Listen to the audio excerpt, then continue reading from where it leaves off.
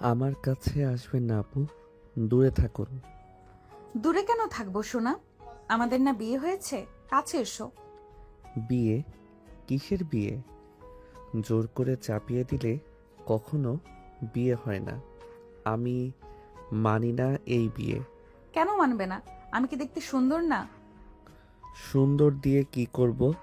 রাস্তাঘাটে কি সুন্দরের অভাব পড়েছে? তুমি আমাকে রাস্তার মেয়েদের সাথে তুলনা করলে। আপনি কি তাদের থেকে আলাদা নাকি? আমার তো মনে হয় না। ইমন, একদম চিৎকার করবেন না। আমার সাথে আপনার একদম যায় না, সেটা ভুলে যাবেন না আপনি। তাই কথা বাড়াবেন না। তুমি নিজেকে কি মনে করো? সবাইকে অসম্মান করার অধিকার তোমার আছে? সবাইকে না, যে যেটার যোগ্য তার সাথে তেমন ব্যবহার করি। নীলার হঠাৎ মনটা ভেঙে গেল। কেন ইমন তাকে এমন কথা শোনায়? সে কি এসবের যোগ্য? সে তো এই বিয়ে চায়নি। পরিবার জোর করে তাকে এই সম্পর্কে বেঁধে দিয়েছে। ইমন কি সারা জীবনই তাকে এভাবে অপমান করবে? মনের ভেতরে কান্না চেপে রেখে মুখে একটা শান্ত হাসি এনে নীলা আবার বলল, সব বাদ দিয়ে সংসার করার জন্য প্রস্তুত হও সোনা। আজ না আমাদের বাসর। বাসর? My food. আপনার সাথে বাসর করার ইচ্ছে আমার নাই। তাই এসব চিন্তা বাদ দিয়ে শুয়ে পড়েন। নীলা কিছুক্ষণ চুপ করে থাকে, তারপর ধীরে ধীরে ইমনের দিকে এগিয়ে যায়। ইমন বুঝে ওঠার আগেই নীলা তার গলা জড়িয়ে ধরে। শোবো তো যান, কিন্তু তোমার সাথে, শরীরে শরীরে মিশিয়ে। ইমন আচমকা ধাক্কা দিয়ে তাকে দূরে সরিয়ে দেয়। রেগে চিৎকার করে বলল, আপনার সাথে শুতে আমার গা গিন গিন করে। দূরে থাকুন। নীলা দেওয়ালে ঠেস দিয়ে দাঁড়িয়ে পড়ে। চোখের পানি আর ধরে রাখতে পারে না, কিন্তু ইমন যেন না দেখে সেজন্য দ্রুত মুখ ঘুরিয়ে নেয়। ঠিক আছে, আজ না হয় আলাদা থাকলাম, কিন্তু একদিন একদিন তুমি নিজেই আমার কাছে আসবে ইমন। ইমন কিছু বলে না, শুধু মুখ ফিরিয়ে নেয়। এই ঘরে দুই প্রান্তে দুটা মানুষ, স্বামী স্ত্রী হয়েও যেন দুজন অচেনা। ইমন আর কিছু না বলে বিছানার একপাশে শুয়ে পড়ে, মুখ ঘুরিয়ে নেয় দেওয়ালের দিকে, যেন এই ঘরে আর কেউ নেই। এই ঘর, এই ভাবটাই তার চোখে মুখে স্পষ্ট। নীলা মাঝখানে দাঁড়িয়ে থাকে কিছুক্ষণ চুপ, তারপর চোখের কোণ বেয়ে পানি গড়িয়ে পড়ে নীরবে, নিঃশব্দে। কিন্তু বুকের ভেতরের কষ্ট আর চেপে রাখা যায় না। নীলা দুহাত দিয়ে মুখ ঢেকে ফুপিয়ে উঠল। তার জীবনের প্রথম রাত, এই রাতটাই এমন হওয়ার কথা ছিল। ইমন বিরক্ত হয়ে পাশ ফিরল। এইসব ন্যাকা কান্না বাদ দেন, শুয়ে পড়েন। আমার নাটক দেখার সময় নাই। এমন ব্যবহার করো কেন ইমন? আমি কি তোমার এতটাই বোঝা? বেশি কথা বাড়াবেন না, পরিষ্কার বলছি। আর একটা শব্দ করলেও কিন্তু ঘর থেকে বের করে দিব। এটা তো আমার ঘরও। আমি কি এতটুকু অধিকারও রাখি না? অধিকার? এই ঘরে আপনার কোনো অধিকার নাই। যেটুকু আছেন সেটাও আমার দয়ার কারণে। নীলার বুকের ভেতরটা হাহাকার করে ওঠে, তবুও মাথা নিচু করে দাঁড়িয়ে থাকে। আমি তো শুধু একটু সম্মান চেয়েছি, ভালোবাসা না হোক। সম্মান পেতে হলে আগে সম্মান পাওয়ার মতো হতে হয়। এখন লাইট বন্ধ করেন আর শুয়ে পড়েন। নীলা ধীরে ধীরে লাইট বন্ধ করে, অন্ধকার ঘরে শুধু তার চাপা কান্নার শব্দ। সে বিছানার একদম কোণায় শুয়ে পড়ে। দুজনের মাঝে বিশাল দূরত্ব, যেন মাঝখানে পাহাড়। অন্ধকার ঘরে নীলা বিছানার এক কোণায় কুকড়ে শুয়ে আছে। ইমন দেওয়ালের দিকে মুখ করে শুয়ে, চোখ বন্ধ, কিন্তু ঘুম নেই। নীলার বুকের ভেতর জমে থাকা কষ্ট আর চেপে রাখা যায় না। ফুপিয়ে ফুপিয়ে কান্না আসে, খুব আস্তে, যেন শব্দ না হয়, তবুও নিঃশ্বাসের কাঁপুনি লুকানো যায় না। ইমন বিরক্ত হয়ে চোখ খুলে। কি চান আপনি, বলেন তো? নীলা চমকে ওঠে, কথা বলতে পারে না। ইমন উঠে বসে, গলা আরো কঠিন। আপনি কি চান আমি আপনার কাছে গিয়ে আপনার চাহিদা পূরণ করি? তাহলে ভুল করছেন। এমন করলেও আমি আপনার কাছে যাব না। আমার ইচ্ছা নাই আপনাকে ছোঁয়ার। নীলার চোখ দুটো বিস্ফোরণের মতো বড় হয়ে যায়। এই কথা শোনার জন্য সে কান্না করছিল। তুমি সব সময় ভুল বোঝো কেন ইমন? আমি এসব কিছু চাইনি। আমি শুধু ঠিকই বুঝি আমি, একদম ঠিক। তাই কথা বাড়াবেন না। আমি শুধু একটু মানবিক ব্যবহার চেয়েছি, এইটুকুই কি বেশি? বেশি চাহিদা থাকলে বাইরে গিয়ে মেটান, আমার কাছে এসব আশা করবেন না। এই কথাটা নীলার বুকের ঠিক মাঝখানে গিয়ে আঘাত করে। চোখের পানি এবার আর আটকে রাখা যায় না। তুমি আমাকে এত নিচু ভাবো? আমি কি তোমার কাছে এতটাই তুচ্ছ? ভাবি না, আপনি নিজেই নিজেকে ওই জায়গায় নামাচ্ছেন। নীলা আর কিছু বলে না, ধীরে ধীরে শুয়ে পড়ে, দুহাতে বুক চেপে ধরে, যেন কষ্টটা বের হয়ে না আসে। এই রাতটা নীলার জীবনের অপমানের এক দীর্ঘ অধ্যায় হয়ে রয়ে গেল। যে মানুষটার সাথে সারা জীবন কাটানোর কথা, সে মানুষটাই তার সম্মান চিরে টুকরো টুকরো করে দিল। কিন্তু নীলার চোখের জল শুধু দুর্বলতা নয়, এই কান্নার ভেতরেই জন্ম নিচ্ছে এক আগুন, যে আগুন একদিন ইমনকেই জ্বালাবে। ঘরের বাতাস ভারী হয়ে আছে। নীলা শুয়ে থেকেও আর শুয়ে থাকতে পারে না। অপমানের প্রতিটি কথা বুকের ভেতর আগুন ধরিয়ে দিয়েছে। হঠাৎ সে উঠে বসে। আমার অধিকার চাই ইমন। ইমন ধীরে চোখ মেলে তাকাই, সেই দৃষ্টিতে বিরক্তি, অবজ্ঞা। অধিকার? আমি এত সস্তা না যে যার তার সাথে ঘনিষ্ঠ হব। আমি যে সে না, আমি তোমার স্ত্রী। আমার কাছে আপনার কোনো মূল্য নাই, তাই নিজের সম্মান বজায় রাখতে হলে দূরে থাকুন। অবশ্য আপনার সম্মান বলে কিছু থাকলে তো। এই কথাটা নীলার মাথার ভেতর বিস্ফোরণ ঘটায়। তার চোখে আর পানি নেই, শুধু আগুন। চুপ করো। এমন কিছু বলার আগে নীলা এগিয়ে যায়। রাগ, অপমান, জমে থাকা কষ্ট সব একসাথে ফেটে যায়। সে হঠাৎ ইমনের ঠোঁট কামড়ে ধরে কিস করতে লাগে। এক মুহূর্তের জন্য ঘরটা থমকে যায়। ইমন স্তব্ধ। নীলা ছাড়তেই দুজনেই হাঁপাচ্ছে। আমি সস্তা না, আমি দুর্বলও না। তুমি যতই আমাকে তুচ্ছ ভাবো, আমি তোমার সামনে মাথা নত করব না। ইমন চোখ বড় করে তাকিয়ে থাকে। এই নীলাকে সে চিনত না। নীলা পিছিয়ে যায়, চোখে আগুন, গলায় দৃঢ়তা। মনে রেখো ইমন, এই বিয়েতে আমি জোর করে এসেছি ঠিকই, কিন্তু অপমান সহ্য করতে আসিনি। আজ তুমি আমাকে তুচ্ছ ভাবছো, একদিন এই তুচ্ছ মানুষটার শক্তি তোমাকে নাড়িয়ে দিবে। দরজা বন্ধ হয়। ঘরে একা দাঁড়িয়ে থাকে ইমন। ঠোঁটে হালকা যন্ত্রণা, কিন্তু তার থেকেও বেশি যন্ত্রণা বুকের ভেতরে। দরজা বন্ধ হতে নীলা আর নিজেকে ধরে রাখতে পারে না। ধীরে ধীরে বেলকুনির দিকে হেঁটে যায়।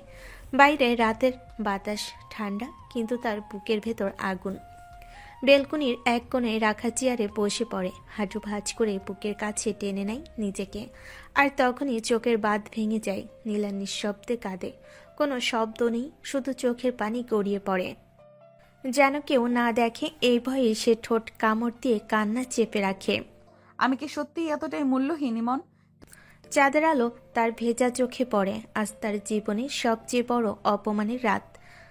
ঘরের ভেতর ইমন বিছানায় বসে আছে, দুহাত শক্ত করে মুঠো করা, দাঁতে দাঁত চেপে আছে এমনভাবে যেন রাগটা বেরিয়ে এলে সব ভেঙে ফেলবে। তার ঠোঁটে এখনো হালকা যন্ত্রণা। ইমন দাঁতে দাঁত চেপে নিজে নিজে বলে, কখনো মানব না আপনাকে, কখনো না। সে চোখ বন্ধ করে। নীলার মুখটা ভেসে ওঠে, রাগী, অপমানিত, চোখে আগুন। ইমন মাথা ঝাঁকিয়ে ফেলে। না, এটা ঠিকটা। আমি দুর্বল হব না। সে পাশ ফিরে শুয়ে পড়ে, কিন্তু ঘুম আসে না। বেলকুনিতে নীলা এখনো বসে আছে। কান্না থেমেছে, কিন্তু চোখে পানি জমে আছে। তুমি যতই অস্বীকার করো ইমন, এই বিয়েতে আমি হার মানবো না। সে চোখ মুছে উঠে দাঁড়ায়। আজকের কান্না শেষ। এই কান্না থেকে জন্ম নিচ্ছে এক নতুন নীলা, আরো শক্ত, আরো রাগী, আরো আত্মসম্মানী। একই ঘরে দুজন মানুষ একই জেদে পাথর হয়ে যাচ্ছে। আরেকজন কান্না থেকে শক্তি বানাচ্ছে। রাতটা দুজনের কারোরই ঘুমে কাটেনি। ইমন বারবার পাশ ফিরেছে। চোখ বন্ধ করলে নীলার মুখটা ভেসে উঠছে রাগী, অপমানিত, তবু অদ্ভুত দৃঢ়। আর নীলা বেলকনির চেয়ারে বসে বসে ভোর দেখছে। আকাশ ফর্সা হয়েছে, কিন্তু তার বুকের ভেতরের অন্ধকার কাটেনি। ভোরের হালকা আলোয় নীলা ধীরে ধীরে ঘরে ঢোকে। ঠিক তখনই দুজনের চোখাচোখি হয়। এক মুহূর্তে নীলার চোখে ক্লান্তি, লালচে ভাব। ইমনের চোখে কঠোরতা আর উপেক্ষা। কেউ কিছু বলে না। ইমন চোখ ফিরিয়ে নেয়। বিছানা থেকে উঠে সরাসরি বাথরুমের দিকে হেঁটে যায়। একটুও পাত্তা না দি নীলা দাঁড়িয়ে থাকে। বুকের ভেতরটা কেমন শূন্য লাগে। এই মানুষটার কাছে আমি কি আদৌ কিছু?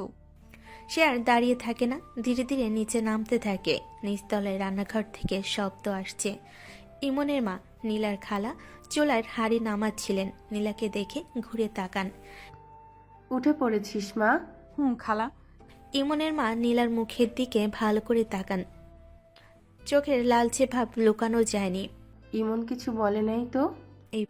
এই প্রশ্নটা শুনে নীলার বুকের ভেতর জমে থাকা কষ্ট আবার মাথা চাড়া দেয়। নীলা কিছুক্ষণ চুপ করে থাকে, তারপর ধীরে বলে, খালা জোর করে বিয়ে দিলে কেন বলো তো?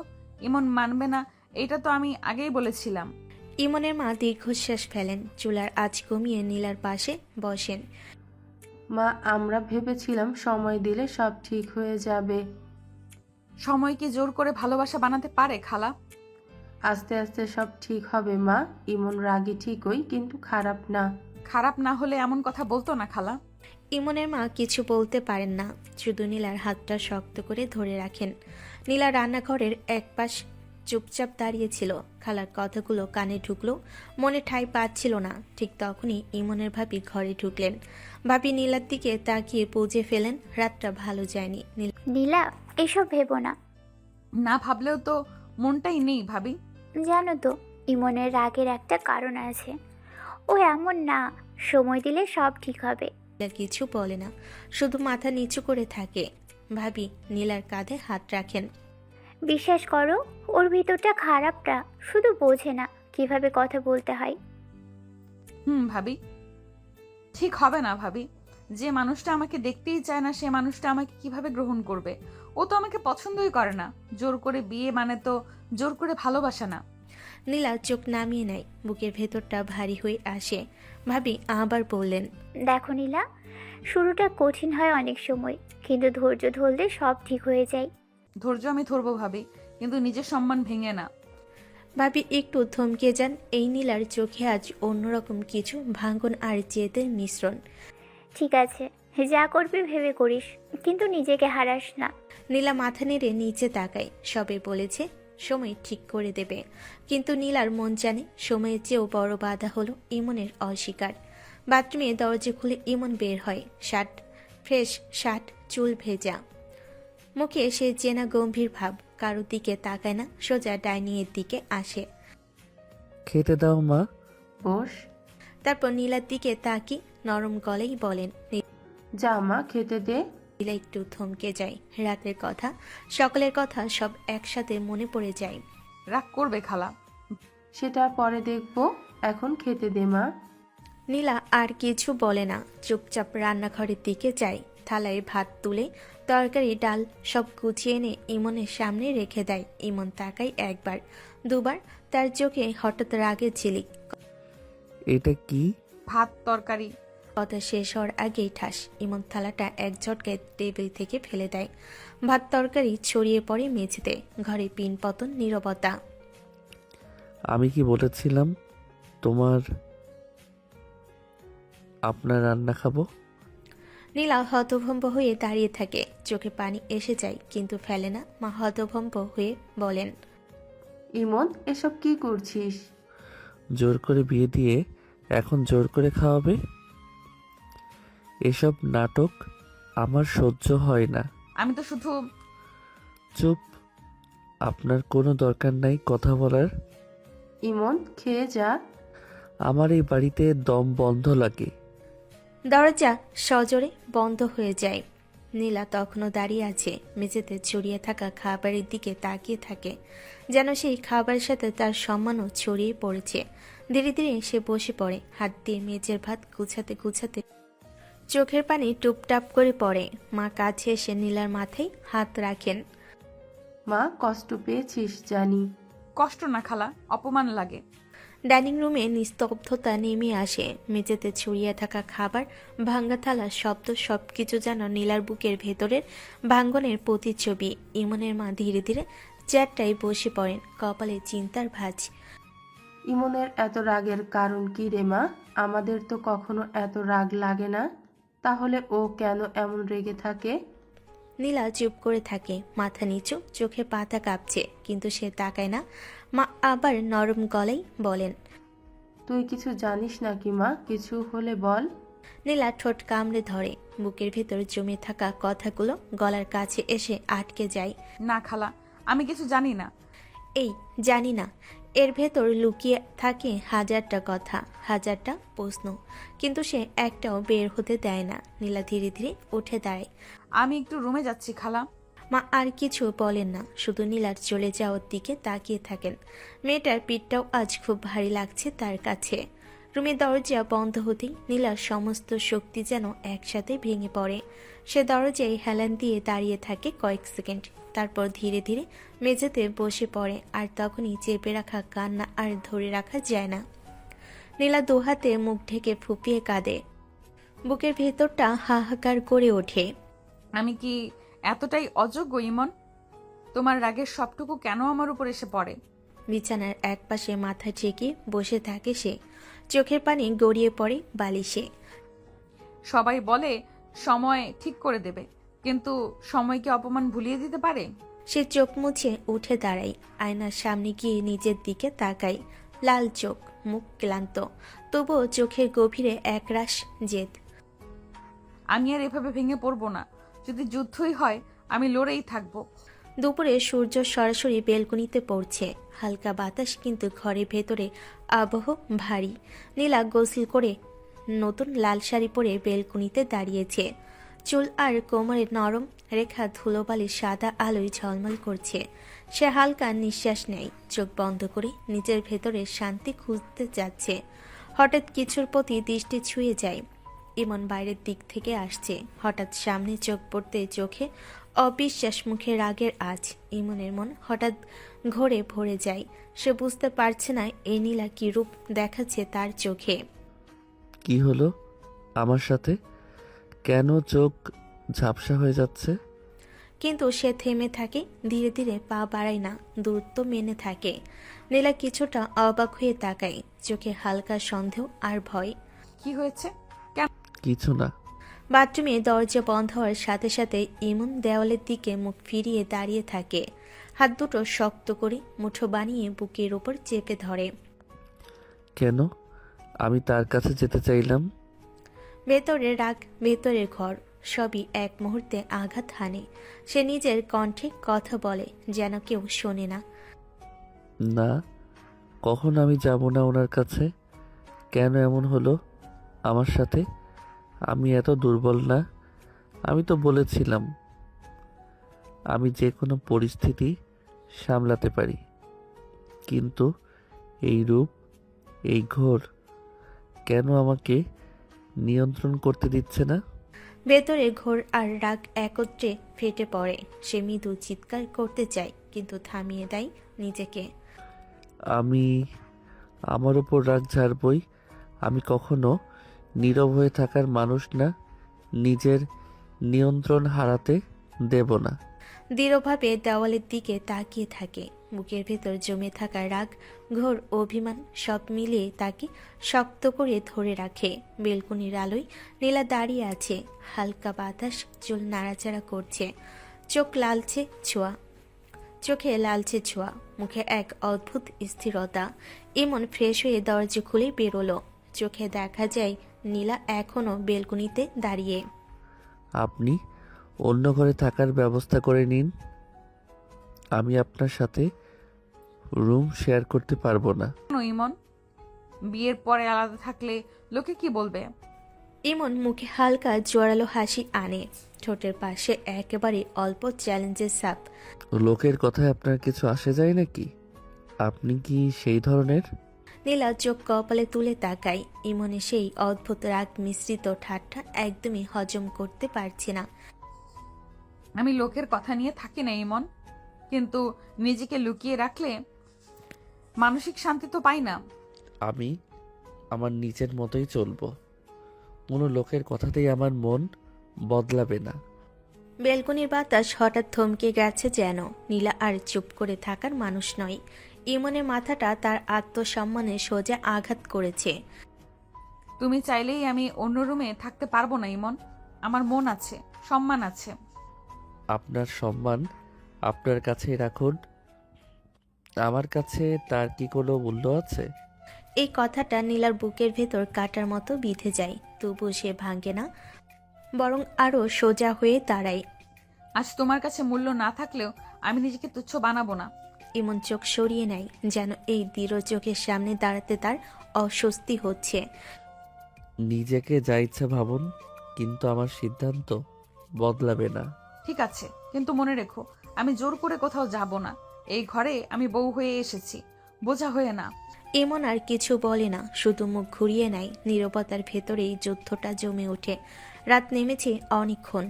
ঘরের ভেতর নিস্তব্ধতা এমন, যেন নিঃশ্বাস নিলেও শব্দ হবে। ইমন বিছানায় শুয়ে আছে, দেওয়ালের দিকে মুখ, চোখ বন্ধ, কিন্তু ঘুম নেই। আনিলা চেয়ারে বসে আছে, উঠে শোবে না, বসেই থাকবে সেই সিদ্ধান্তটুকুও যেন সে নিতে পারছে না। এই ঘরে সে কোথায় শুবে সেটাই সে জানে না। কয়েক মুহূর্ত পরেই ইমন বিরক্ত গলায় বলে, আলো নিভান। নীলা চমকে ওঠে, কিছু না বলে উঠে দাঁড়িয়ে সুইচ টিপে আলো নিভিয়ে দেয়। ঘর অন্ধকার, কিন্তু নীলা দাঁড়িয়ে থাকে নিঃশব্দে স্থির। ইমন পাশ ফিরে তাকায়, অন্ধকারও বুঝতে পারে নীলা তাকিয়ে আছে। শোয়ার হলে শোন, না হলে চলে যান। এমন করে তাকিয়ে থাকলে অস্বস্তি হয়। নীলার বুকের ভেতরটা কেঁপে ওঠে, চোখে পানি এসে যায়, কিন্তু অন্ধকারে তা দেখা যায় না। সে আর কিছু না বলে ধীরে ধীরে হাঁটে এক পা, তারপর আরেক পা বিছানার একদম কোণায় গিয়ে খুব আস্তে শুয়ে পড়ে, যেন তার উপস্থিতিটুকু কারো গায়ে না লাগে। দুজনের মাঝে তখনও অনেকখানি ফাঁকা জায়গা। নীলা পাশ ফিরে শুয়ে থাকে, চোখ বন্ধ, কিন্তু ঘুম নেই। ইমনও চোখ বন্ধ করে থাকে, কিন্তু বুকের ভেতর অদ্ভুত অস্বস্তি। ঘর অন্ধকার, দুজনেই শুয়ে আছে, কিন্তু কারোর চোখে ঘুম নেই। বিছানার মাঝখানে ফাঁকাটা যেন কথার থেকেও বড়। হঠাৎ ইমন নীরবতা ভেঙে বলে ওঠে, বিয়েতে কেন রাজি হলেন আপনি? আপনি জানেন না আমি কখনোই এই বিয়ে মানব না। আমি বিয়ে করতে চাইনি তোকে, কিন্তু খালা এত করে বলল, কাঁদলো, তাই রাজি হয়েছি। তাহলে আমার জীবন নষ্ট করে দিলেন কেন? আপনার জায়গায় অন্য কেউ থাকলে এতক্ষণে আদরে ভরিয়ে দিতাম। এই কথাটা নীলার বুকের ভেতর ছুরি হয়ে ঢুকে যায়। নীলা উঠে বসে, গলা কাঁপছে, তবু প্রশ্নটা করে, তাহলে আমি কি সমস্যা ইমন? আমি কোথায় ভুল? রুচি হয় না, এইটাই সমস্যা। একটা মুহূর্তে ঘরটা আরো অন্ধকার হয়ে যায়। নীলা আর কথা বলতে পারে না, চোখের পানি বালিশে গড়িয়ে পড়ে, কিন্তু সে শব্দ করে কাঁদে না। রুচি না হলে অপমান করতে হয়? আমি সত্য বলি, মিথ্যে আশ্বাস দেই না। আজ বুঝলাম, ভালোবাসা না পাওয়া কষ্ট এরকম, আর অযোগ্য প্রমাণিত হওয়ার কষ্ট আরেক রকম। ইমন শুয়ে থাকে, চোখ বন্ধ, কিন্তু বুকের ভেতর অদ্ভুত চাপ। একটা প্রশ্ন, একটা উত্তর, আর তার মাঝখানে ভেঙে পড়া এক নারী। রাত অনেক গভীর, বাইরে ঝিঝি পোকার শব্দ, ভেতরে নিস্তব্ধতা। একসময় ইমনের নিঃশ্বাস ভারী হয়ে আসে, ঘুম তাকে গ্রাস করেছে। হঠাৎ নীলা টের পায় ইমন ঘুমের মধ্যে ধীরে ধীরে তার দিকে সরে এসেছে। নীলা চমকে ওঠে, বুকের ভেতর দুরু দুরু শুরু হয়। ইমন ঘুমন্ত কণ্ঠে অস্পষ্ট কিছু বিড়বিড় করে, আর অজান্তে তার মুখ নীলার গলার কাছে নেমে আসে। একটা উষ্ণ স্পর্শ, অপরিচিতি, অপ্রত্যাশিত। নীলা বুঝে যায় ইমন জ্ঞানে নেই। এটা কি রাগী ইমন নাকি ঘুমের ইমন? ইমন আরো কাছে আসে, অজান্তে নীলার ঠোঁটে হালকা স্পর্শ পড়ে। এক মুহূর্তের জন্য নীলা শিউরে ওঠে, কিন্তু কিছু বলে না। তার ভেতর যুদ্ধ শুরু হয়, একদিকে অপমান, অন্যদিকে সেই অজানা দুর্বলতা। ইমন নিঃশ্বাসের নাম ধরে ডাকে না, অভিযোগ করে না, শুধু ঘুমের ঘরে কাছে থাকতে চায়। নীলা ধীরে করে তার হাত ধরে থামিয়ে দেয়। ইমন থামো। ইমন নড়ে চড়ে ওঠে, ভুরু কুচকে আবার ঘুমে ডুবে যায়, হাতটা আলগা হয়ে যায়। নীলা উঠে বসে, বুক ভরে শ্বাস নেয়, জেগে থাকলে আমাকে রুচিহীন বলে, আর ঘুমে আমাকেই খোঁজে। কিন্তু চোখ ভিজে ওঠে। কিন্তু এবার কান্না নয়, এটা প্রশ্নের জল। এই ঘরে ভালোবাসা এখনো জন্মায়নি, কিন্তু অস্বীকারের আড়ালে লুকিয়ে আছে এমন কিছু যা ঘুমে বেরিয়ে আসে। সকালের আলো জানালায় গলে ঘরে ঢুকতেই ইমন চোখ মেলে। এক সেকেন্ড, তারপর সে জমে যায়। নীলা তার বুকে মুখ গুজে, হাত জড়িয়ে ঘুমিয়ে আছে। মুহূর্তেই ইমনের ভেতরে আগুন দাউ দাউ করে জ্বলে ওঠে। সরুন। যে এক ঝটকায় নীলাকে ধাক্কা মেরে সরিয়ে দেয়। নীলা ছিটকে বিছানার এক পাশে চমকে উঠে বসে যায়, চোখে ঘুম, মুখে ভয়। কি হয়েছে? আমাকে ফেললে কেন ইমন? লজ্জা করে না আপনার আমার কাছে এসে এমনভাবে শুয়ে থাকতে? নীলা হতভম্ব হয়ে তাকিয়ে থাকে, কয়েক সেকেন্ড পর নিজেকে সামলে নেয়। আমি তোমার কাছে আসিনি ইমন, তুমি রাতে আমার কাছে এসেছিলে। ও তাই নাকি? যাকে দেখলে আমার রুচি হয় না তার কাছে আমি যাব? আপনার এই বানানো গল্প আমি বিশ্বাস করব ভাবলেন কিভাবে? নীলার বুকের ভেতর কেমন করে ওঠে, অপমানের কাঁটা গভীরভাবে বিঁধে যায়। আমি গল্প বানাচ্ছি না ইমন, তুমি ঘুমের মধ্যে ছিলে, তুমি বুঝতেই পারোনি। চুপ করুন, নিজের ভুল ঢাকতে এসব নাটক করবেন না। সে বিছানা থেকে উঠে দাঁড়ায়, চোখে ঘৃণা, কণ্ঠে কঠোরতা। আমার শরীর, আমার স্পেস, ওখানে আপনার কোনো অধিকার নেই। আর ভবিষ্যতে এমনটা আবার হলে ভালো হবে না। নীলা নীরবে তাকিয়ে থাকে। এই প্রথম সে বুঝতে পারে ইমন শুধু তাকে অপছন্দই করে না, সে তাকে বিশ্বাসও করে না। ইমন তোয়ালে নিয়ে বাথরুমের দিকে হাঁটতে হাঁটতে থেমে যায়। নিজের সীমা বুঝে চলবেন। আমি আপনার সাথে কোনো সম্পর্ক মানি না। বাথরুমের দরজা বন্ধ হয়ে যায়। ঘরে শুধু নীলা আর ছিন্ন ভিন্ন আত্মসম্মান। নীলা ধীরে ধীরে বুকের কাছে হাত চেপে ধরে। ঘুমে তুমি যা ছিলে, জেগে তুমি তার ঠিক উল্টো। তাহলে আসল তুমি কে ইমন? তার চোখের জল এবার গড়িয়ে পড়ে, কিন্তু এই কান্নার দুর্বলতা নয়, এটা ভাঙ্গা বিশ্বাসের কান্না। বাথরুমের দরজা বন্ধ হতেই ইমন আয়নার সামনে দাঁড়িয়ে পড়ে, চোখের দিকে তাকাতে পারে না নিজেরই। হঠাৎ এক ঘুষি গিয়ে পড়ে দেওয়ালে, ঠাস। কেন কেন রাতে ওনার কাছে গেলাম? আমি তো ইচ্ছে করেই গেছিলাম। তাহলে কেন নাটক করলাম ঘুমের? সে কলের নিচে হাত রাখে, পানি পড়ছে কিন্তু মাথার ভেতরে শব্দ থামে না। ওনাকে ছোঁয়ার অধিকার তো আমার আছে, তবুও কেন কেন ছলনা করে ছুতে হলো? আয়নার দিকে তাকিয়ে হেসে ফেলে, হাসিটা আত্মবিদ্রুপে ভরা। সামনাসামনি কেন পারি না? কেন কাছে গেলেই রাগ হয়, ঘৃণা লাগে? উনি কি এতটাই অযোগ্য, নাকি আমি নিজেই ভয় পাই? চোখ বন্ধ করে ফেলে। মনে পড়ে রাতের অজান্তে তার নিজের হাতের স্পর্শ, নিজের কাছে অস্বীকার করা অনুভূতি। না, আমি দুর্বল না। আমি মানব না এই বিয়ে, মানব না। এই রাগই আমাকে বাঁচিয়ে রাখবে, এই দূরত্বই ঠিক। কিন্তু বুকের ভেতর কোথাও একটা প্রশ্ন রয়ে যায়, যেটার উত্তর সে নিজেও দিতে পারে না। নীলা বিছানার একপাশে বসে আছে, চোখ দুটো ফাঁকা। মাথার ভেতর এখনো বাজছে ইমনের রাগী বলা সেই ধাক্কার মুহূর্তটা। সে কখনো ভাবতে পারেনি ইমন তাকে এমনভাবে ঠেলে ফেলতে পারে। হাত দুটো ধীরে ধীরে আঁকড়ে ধরে নিজের শাড়ির আঁচল। বুকের ভেতরটা মোচড় দিয়ে ওঠে, কান্না আসছে কিন্তু সে কাঁদছে না। এতটাই কি অচেনা হয়ে গেছে ওর কাছে? চোখের কোণে পানি জমে ওঠে, সে দ্রুত চোখ মুছে নেয়। এখানে কাঁদলে কেউ দেখবে না ঠিকই, কিন্তু সে নিজেকে দুর্বল দেখাতে চায় না। নীলা ধীরে ধীরে উঠে দাঁড়ায়, একবার পেছনে তাকায়। এই ঘর, এই বিছানা, এই মানুষ, সবকিছুই এখন তার কাছে ভিনদেশী। সে দরজার দিকে হাঁটে, পা দুটো ভারী লাগে, তবুও থামে না। দরজা খুলে বাইরে বেরিয়ে আসে। সিঁড়ি দিয়ে নামতে নামতে মনে হয় প্রতিটা ধাপ যেন তার বুকের উপর পড়ে। নিচে পৌঁছে দেখে ঘর জুড়ে সকালবেলার চেনা ব্যস্ততা।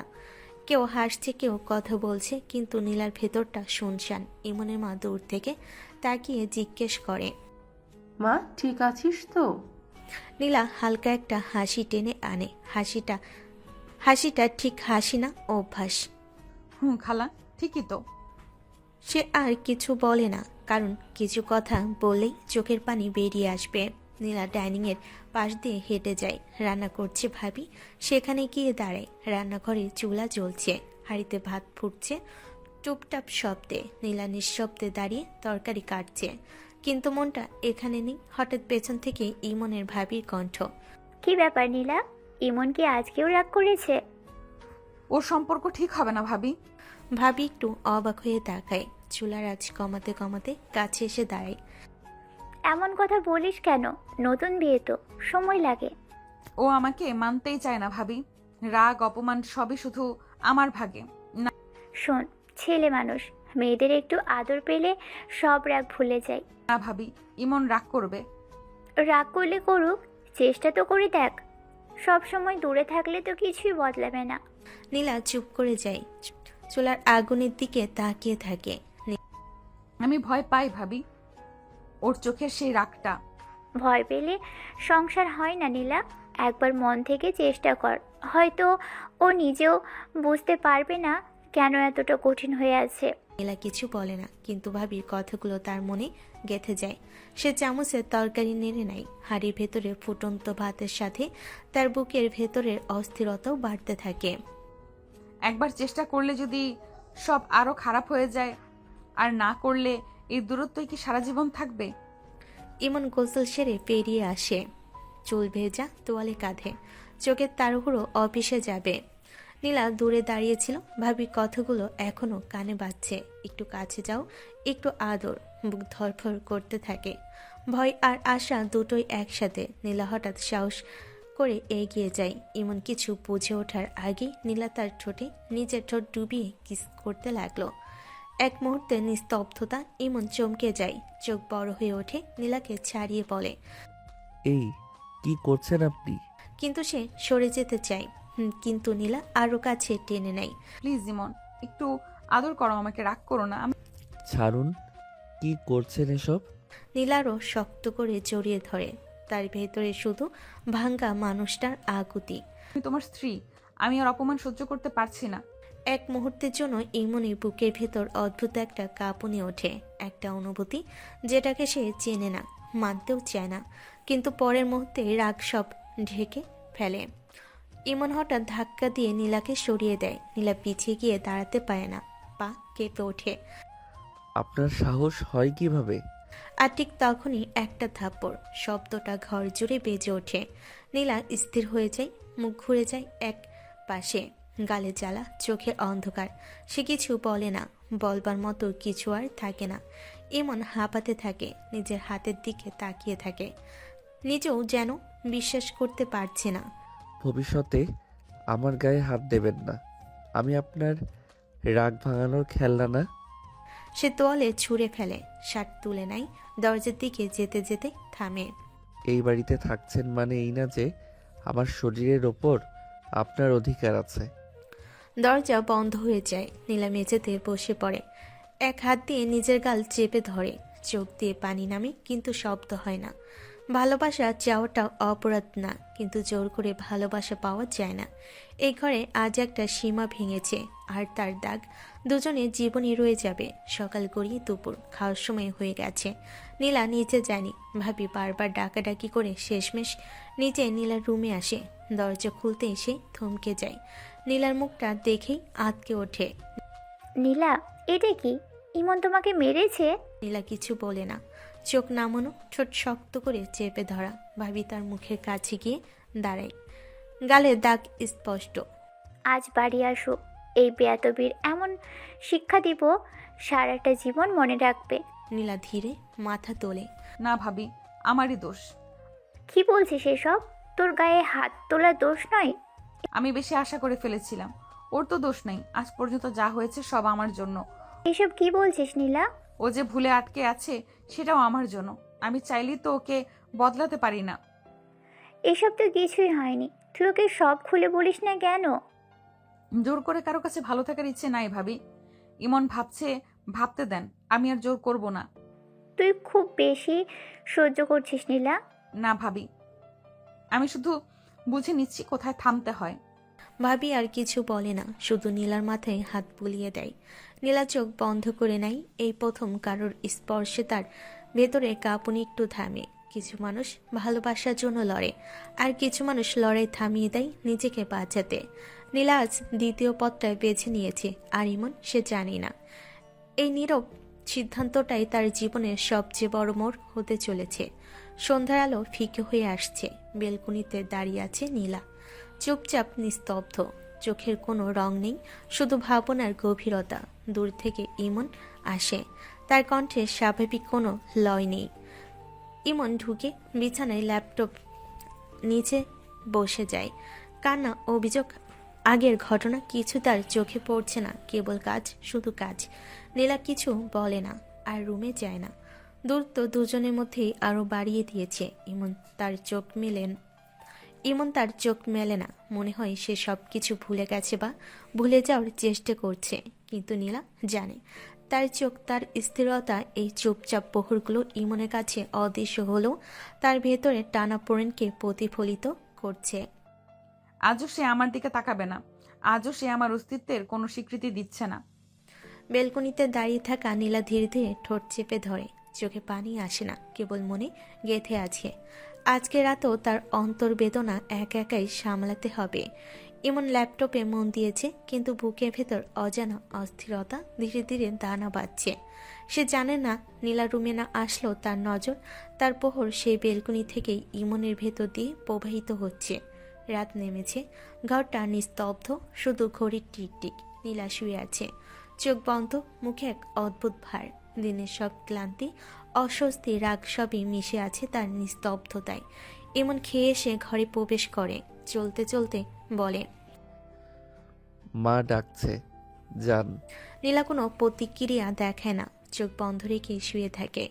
এমন ধীরে ধীরে তার দিকে তাকায়, চোখ আটকে যায় নীলার মুখের দিকে। সেখানে দাগ, কালো দাগ। আজ সারাদিনও মুছে যায়নি।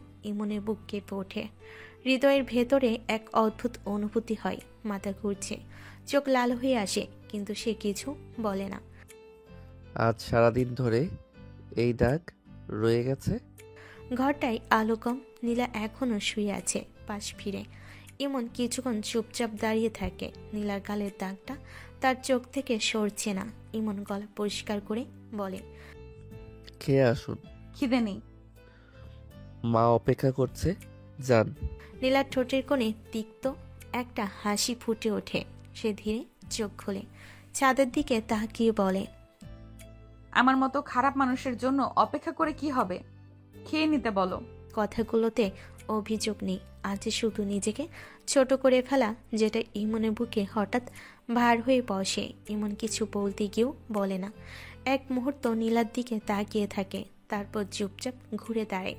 দরজার দিকে যেতে যেতে থামে না, পেছনে তাকায়ও না, কিন্তু পা দুটো তাকে নিচের দিকে টেনে নেয়, রান্নাঘরের দিকে। রান্নাঘরের আলোয় নরম ছায়ায় ইমন দাঁড়িয়ে আছে, হাতে প্লেটে ভাত আর তরকারি। খেয়ে নিন। নীলা কিছু বলে না। এমন ধীরে ধীরে ভাত মাখিয়ে নীলার সামনে ধরে। মনের ভেতর একটা অজানা অস্থিরতা। কেন সে এই কাজটা করছে নিজেও বুঝতে পারছে না। নীলা চোখ বড় করে তাকায়, একটু হাসি ফুটে ওঠে ওর ঠোঁটে। আমাকে খাওয়াবে তুমি? আমার কাছে আসতেই তো গা ঘিনঘিন করে তোমার। খেয়ে নিন। খেয়ে নিল। নীলা কণ্ঠে একটা হালকা কম্পন ধরে, চোখ নামিয়ে বলে, না, খাওয়ার ইচ্ছে নেই, যাও সরো। এমন এক মুহূর্তের জন্য থেমে যায়, কিন্তু তারপর ধীরে ধীরে এগিয়ে এসে নীলার হাত ধরল। চুপচাপ, জোরে নয়, কিন্তু স্পষ্ট। আমি চাই আপনি খাবেন। হাত ধরে টেনে সে দাঁড় করে, পিছু পা হয় চেষ্টায়। নীলা কিছুটা কাঁপছে, মনে মনে কষ্ট হচ্ছে। নিজেকে বলছে, নীলা আমি এটা চাই না, তবে বাধ্য হচ্ছি। হা করুন। কথা না বাড়ি হা করে। ইমন তাকে খাইয়ে দিতে শুরু করলো। নীলার চোখে পানি, কিন্তু চুপচাপ খেতে থাকে। রাত নেমেছে, ঘরে নিস্তব্ধতা। নীলা খেয়ে চুপচাপ শুয়ে পড়ে, চোখ বন্ধ, মনে অদ্ভুত অস্থিরতা। ইমন ল্যাপটপ বন্ধ করে পাশে বসে থাকে, কোনো কথা না বলে শুধু তাকিয়ে আছে। ঘরটা শান্ত, ঘুমের মধ্যে নীরবতা চারপাশে। হঠাৎ নীলার গা আলতো করে ইমনের শরীরের সঙ্গে লাগলো। ইমন চমকে যায়, দেখে নীলার গা জ্বলে যাচ্ছে, চুল ফাঁকে, ঠোঁট কুচকে, চুপচাপ ঘুমিয়ে আছে। ইমন ছলো ছলো চোখে নিঃশ্বাস নিয়ে উঠে দাঁড়ায়, হাত আলতো করে নীলার কপালে রাখে। জ্বর?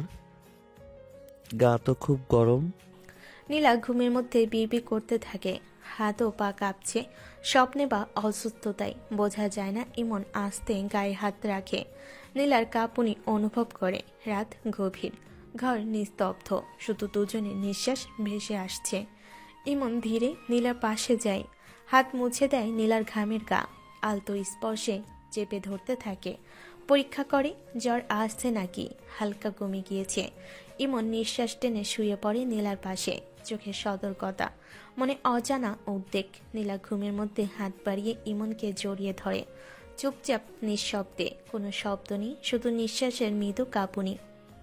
ইমন অবাক হয়, কিন্তু হালকা হাসি মুখে আনে। নীরবতার মধ্যে সে মাথায় হাতটিকে নীলার কপালে কিস করে। এক মুহূর্তের সময় থেমে যায়। ধীরে ধীরে নিঃশব্দে ঘুম তাদেরকে দুজনকে এক করে ফেলে। শুধু দুজনেরই অন্তর্বেদনায় মিলন।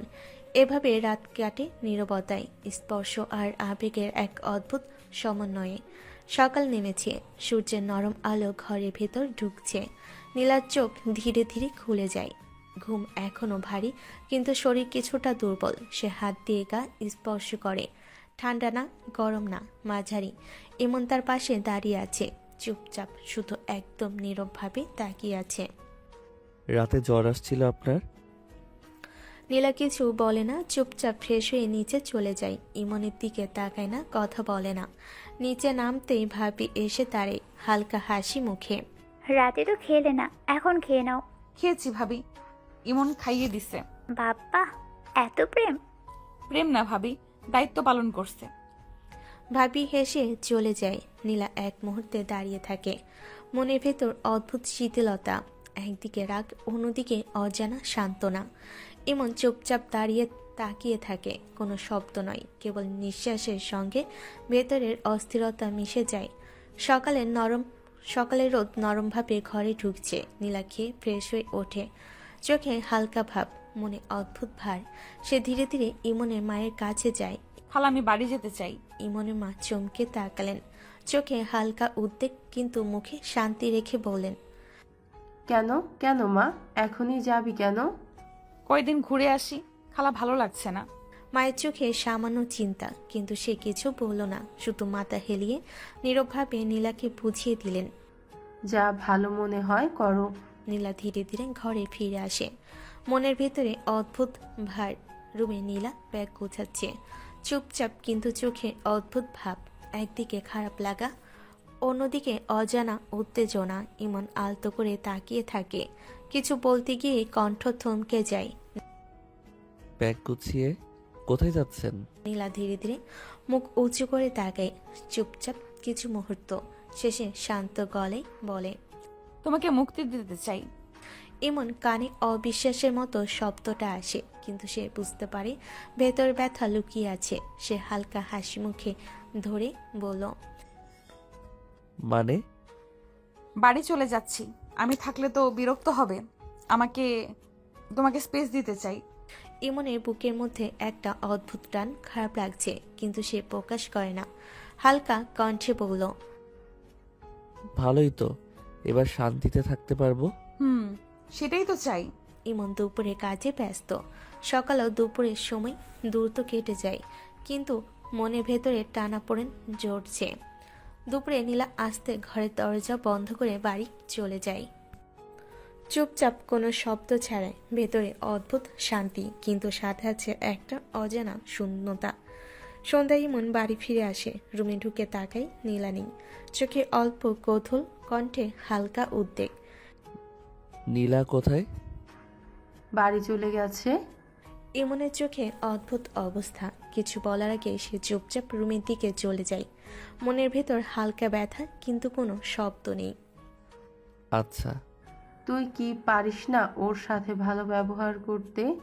ইচ্ছে করে না। ইমন মায়ের সামনে আর এক সেকেন্ডও দাঁড়ায় না, চুপচাপ রুমের দিকে পা বাড়ে। দরজাটা ভেতর থেকে বন্ধ করে দেয়। রুমটা আজ অসম্ভব ফাঁকা লাগছে। বিছানার এক পাশ খালি, বালিশে নীলা চুলের হালকা গন্ধ এখনো লেগে আছে। ইমন ধপ করে বিছানায় বসে পড়ে, দুহাত দিয়ে মাথা চেপে ধরে।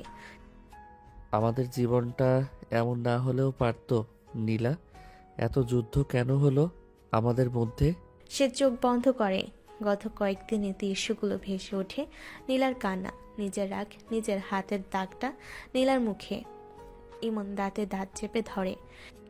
আর পারছি না আমি। নিজের রাগ, নিজের দ্বন্দ্ব, নিজের ভুল, সব কিছু মিলিয়ে আমি নিজেকেই সহ্য করতে পারছি না। ইমন, ইমন কোনো উত্তর দেয় না। মা দরজা ঠেলে ভেতরে ঢুকে পড়ে। ছেলের মুখের দিকে তাকিয়ে থমকে যান। এভাবে একা বসে থাকিস কেন?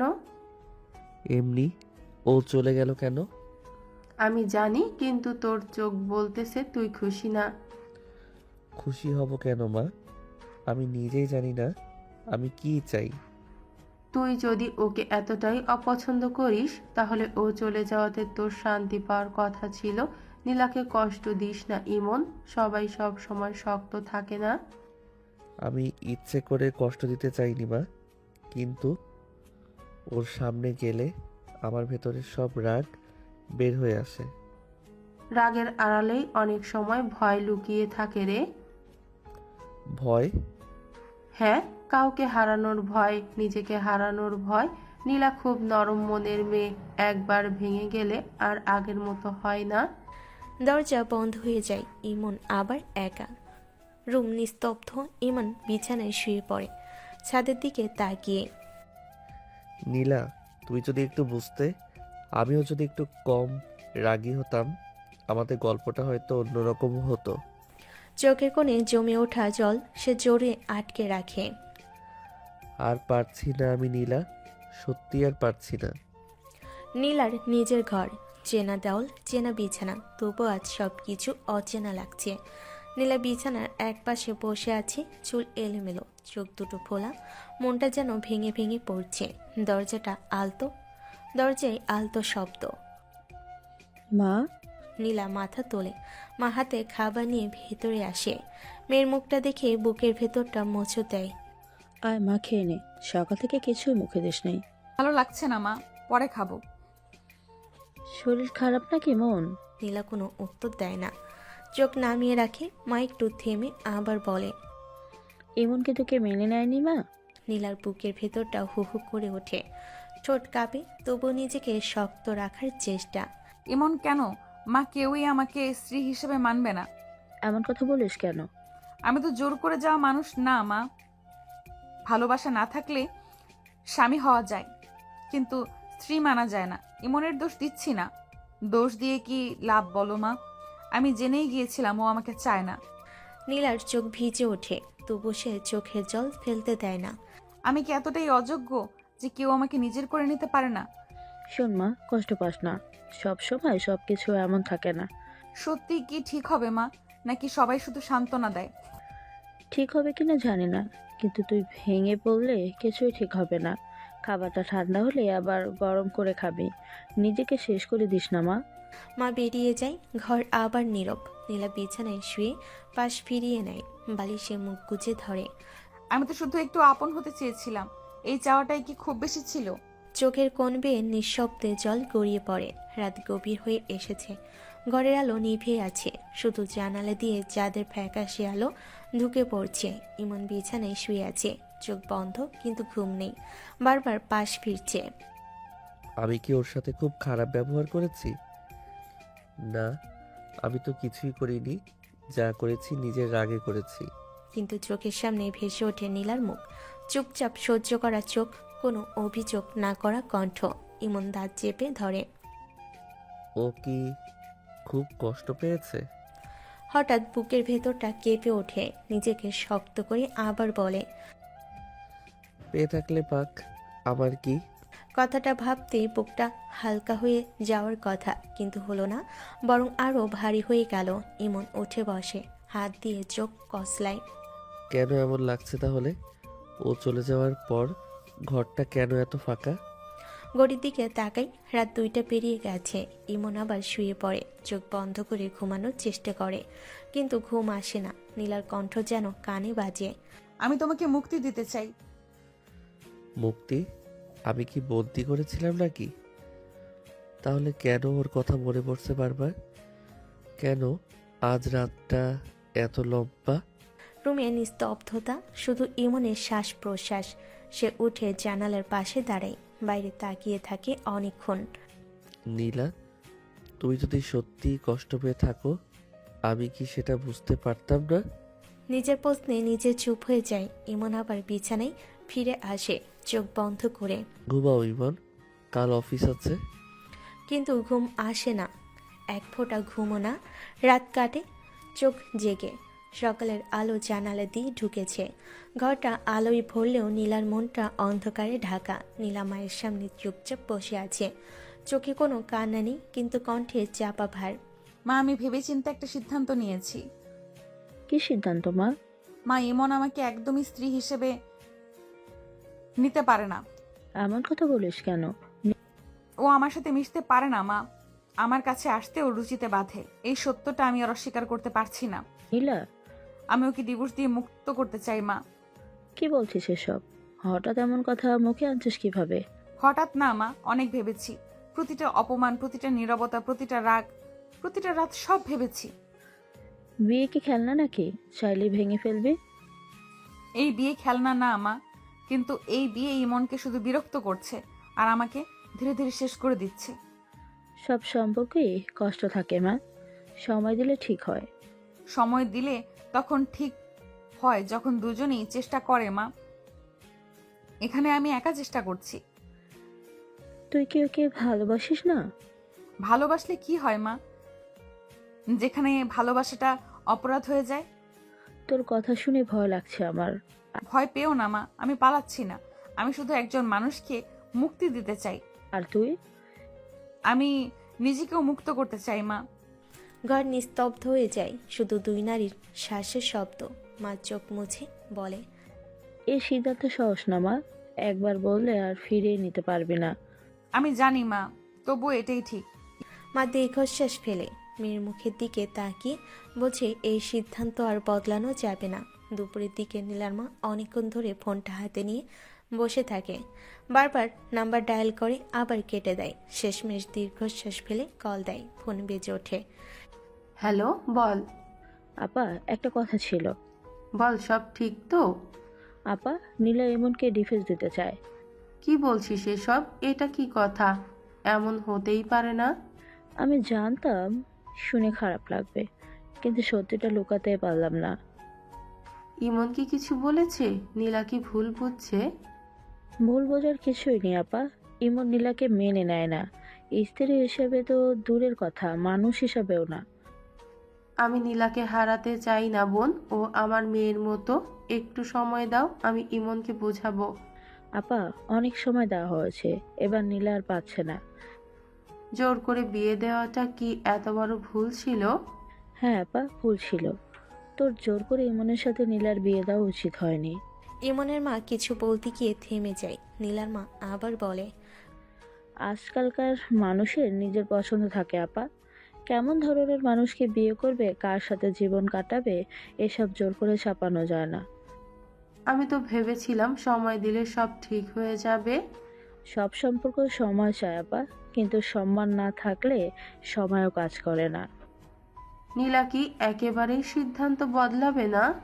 ও অনেক ভেঙে গেছে আপা, এবারও নিজেকে বাঁচাতে চাইছে। আমি বুঝতে পারছি, কিন্তু বুকটা ফেটে যাচ্ছে।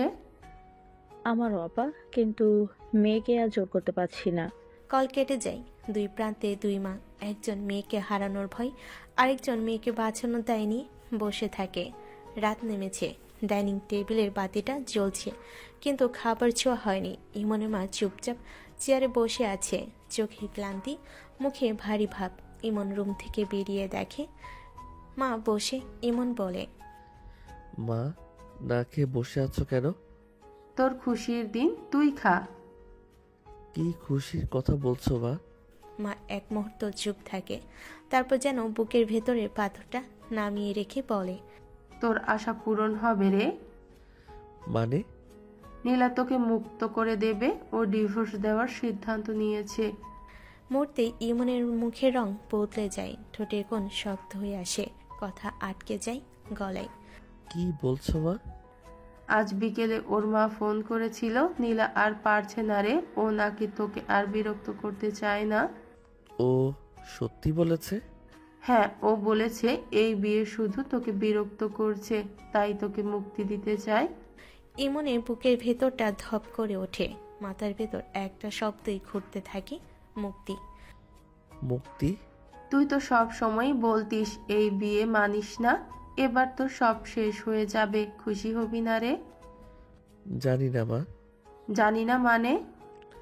আমি তো চাইছিলামও আমার উপর জোর না করুক, কিন্তু এভাবে চলে যাবে ভাবিনি। তাহলে তুই কি চাস? ইমন উত্তর দিতে পারে না। চোখের সামনে নীলার মুখ ভেসে ওঠে, চুপচাপ, ভাঙ্গা কিন্তু দৃঢ়। আমি কি সত্যি ওকে হারাতে চাই? আমি খাবার গরম করি, তুই খা। ক্ষুধা নেই মা। সে ধীরে ধীরে রুমের দিকে চলে যায়। পিছনে পড়ে থাকে আলো জ্বলা ডাইনিং টেবিল আর এক মায়ের ভাঙ্গা আশা। রুমে ঢুকে ইমন দরজা বন্ধ করে দেয়, বিছানায় বসে পড়ে। নীলা, তুই কি সত্যিই চলে যাবে? রাত গভীর হয়, ইমনের মুখ ছোট হয়ে আসে।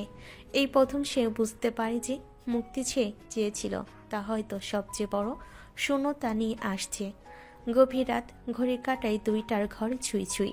রাস্তায় লোকজন নেই বললেই চলে। ইমন গাড়ি থেকে নেমে দ্রুত পায়ে হাঁটছে। চোখে ঘুম নেই, মুখে অদ্ভুত অস্থিরতা।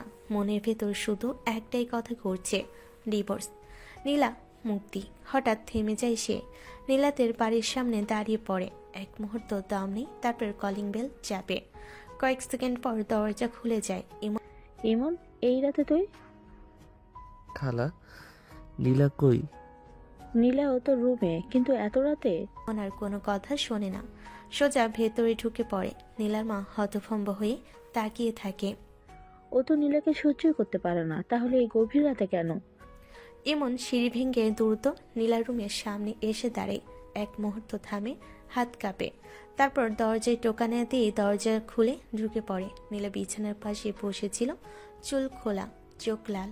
ইমন, ইমন পেছন ফিরে দরজাটা বন্ধ করে দেয়, ভেতর থেকে লক লাগিয়ে দেয়। নীলার বুক কেঁপে ওঠে। দরজা বন্ধ করলে কেন? ইমন তাকিয়ে থাকে, অনেকক্ষণ কোনো কথা নেই। নীলা আবার বলে, এত রাতে এখানে কেন এসেছো? তুমি ডিভোর্স দিতে চাও? এই কথা কি সত্যি? হ্যাঁ। কেন? তুমি জানো কেন? আমার সাথে থাকতে তোমার ভালো লাগে না, আমার কাছে আসতে তোমার রুচিতে বাধে। আমি কি কখনো মুখে বলেছি আমি ডিভোর্স চাই? তোমার ব্যবহারই সব বলে দিয়েছি ইমন। তাহলে আমার মা কেন জানলো? তুমি কেন সবার সামনে এই সিদ্ধান্ত নিলে? কারণ আমি আর অপমান নিতে পারছি না, আর কাউকে জোর করে আমার পাশে রাখতে চাই না। আমি কি তোমাকে যেতে বলেছিলাম? তুমি না বললেও তোমার চোখ, তোমার রাগ সবই বলছে। বাইরে নীলার মা দরজার সামনে দাঁড়িয়ে। ভেতরের কথাবার্তা শুনে মুখ ধরপড় করে। কি হচ্ছে ভেতরে? ও তো ওই ঘটনার পরে কখনো নীলার খোঁজ নেয়নি। তুমি যদি চলে যাও তাহলে আমি কি পাবো জানো? তুমি মুক্তি পাবে। রুমের ভেতর বাতাসটা ভারী হয়ে আছে। দুজন মুখোমুখি দাঁড়িয়ে, কথা আছে অনেক, কিন্তু বলার সাহস কম। এমন হঠাৎ নীরবতা ভেঙে বলে, বাড়ি চলো। নীলা হালকা হেসে তাকায়। সে হাসিতে আনন্দ নেই, শুধু জমে থাকা কষ্ট। কেন আবার চর মারবে? এই একটা কথাই ইমনের বুকের ভিতর কিছু ভেঙে যায়। ইমন দ্রুত বলে, না, চলো, আর কিছু বলবো না। ইচ্ছে নেই আমার। নীলা, প্লিজ। এই কয়েকদিনে যত অপমান সহ্য করেছি আর পারবো না ইমন। প্রতিদিন মনে হয়েছে আমি তোমার জন্য বোঝা। আমি রাগাবো না, কথা দিচ্ছি। চলো। কথা? এই কথাই তো তুমি আগেও দিয়েছিলে। তোমার চোখে আমি সবসময় খারাপ। আমার কথা বলা, হাঁটা, রাগ করা সবই তোমার রুচিতে বাধে। আমি বুঝিনি। না বুঝলে কিভাবে এত নিখুঁতভাবে কষ্ট দিতে পারলে? চলো নীলা, আর ভাঙো না আমাকে। তুমি চলে যাও। কি? আমার মতো খারাপ মানুষের সাথে থাকতে হবে না তোমাকে। এমন কথা বলো না। এই কথাগুলো তো তুমি প্রতিদিন আমাকে বুঝিয়ে দিয়েছো। রুমের ভেতর ইমন চুপ করে দাঁড়িয়ে। এই প্রথম সে বুঝতে পারছে নীলার রাগ আসলে ঢাল, ভেতরে শুধু ভাঙ্গা একজন মানুষ। ইমন ধীরে বলে, আমি যদি বদলাতে চাই? দেরি হয়ে গেছে ইমন। আমি একটা সুযোগও না? আর সুযোগ দেওয়ার মতো শক্তি নেই। নীরবতা নামে। এই নীরবতা শব্দের চেয়েও বেশি কষ্টের। ইমন ধীরে দরজার দিকে এগোয়, হাত রেখে থামে। এবার পেছনে তাকে। নীলা তাকিয়ে থাকে কিন্তু ডাকে না। দরজার হাতলটা ধরে ইমন থেমে যায়। এক মুহূর্ত আগেও সে চলে যাচ্ছিল, কিন্তু বুকের ভেতরটা হঠাৎ কেঁপে ওঠে। সে ধীরে ঘুরে দাঁড়ায়। আমি এভাবে যেতে পারি না। নীলা তাকিয়ে থাকে নির্বিকার। ইমন এক ধাপ এগিয়ে এসে দৃঢ় কণ্ঠে বলে, তোমাকে নিয়েই ফিরবো আমি। আমি তো আগেই বলেছি আমি যাব না।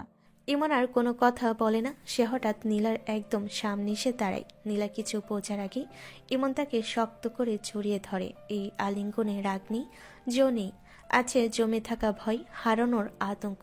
নীলা অবাক হয়ে যায়। এমন কি করছো? কথাটা শেষ করার আগেই ইমন নীলার কপালের কাছে মুখ নামিয়ে চুমু খায়, গলায় মুখ লুকিয়ে থাকে, যেন বহুদিন পর আশ্রয় পেয়েছে। নীলা শক্ত হয়ে যায়। ইমন কাপা গলায় বলে, আর পারছি না নীলা, এই দূরত্বটা আমাকে শেষ করে দিচ্ছে।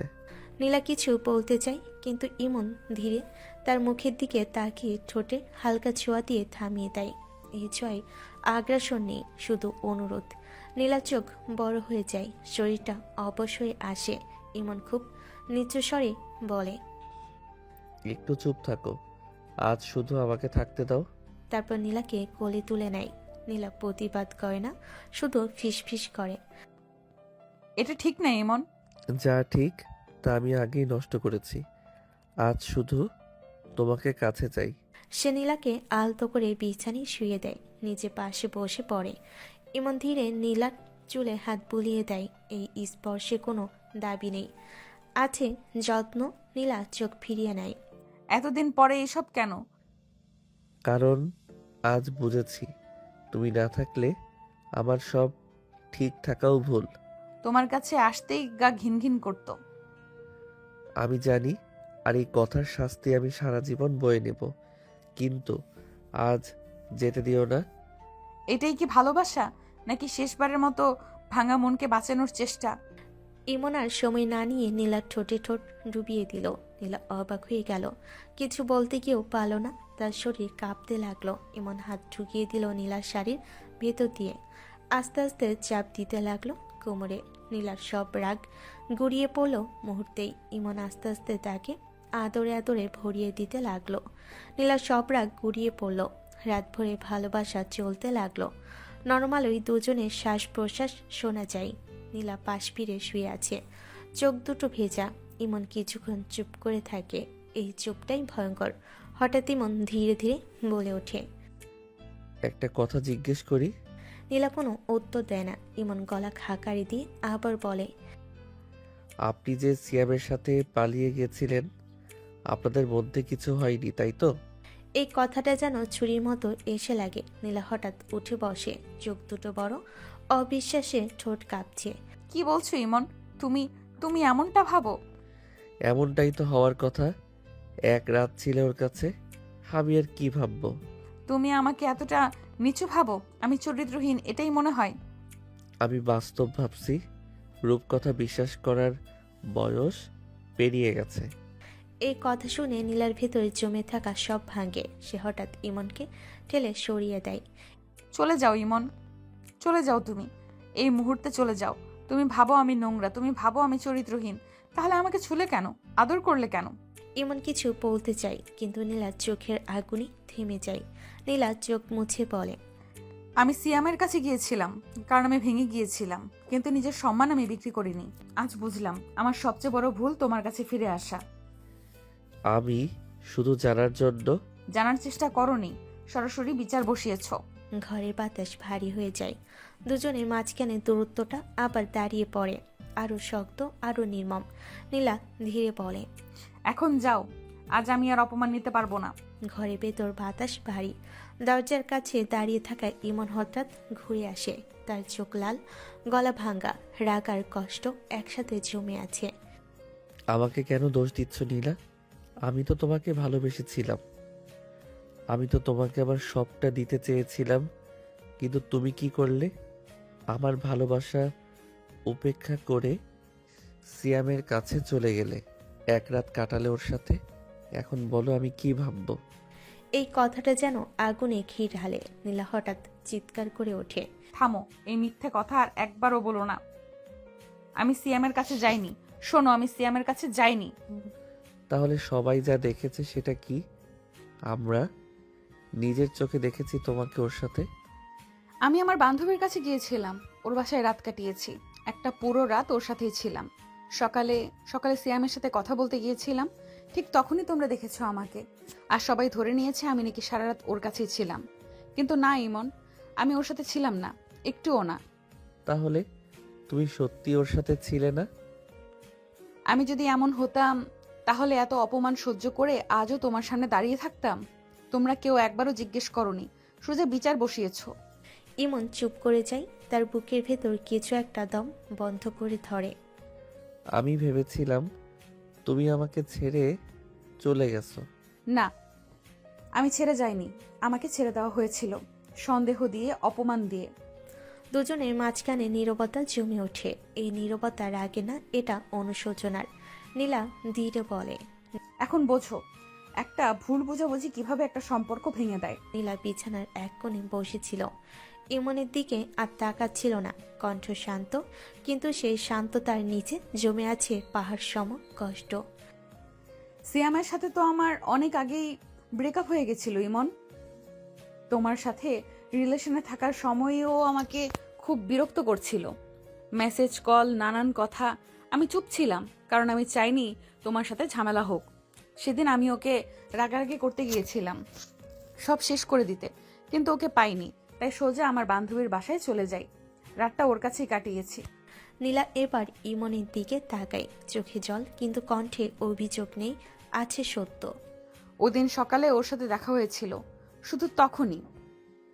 তুমি ওই একটা দৃশ্য দিয়েই আমার পুরো চরিত্রটা লিখে ফেললে।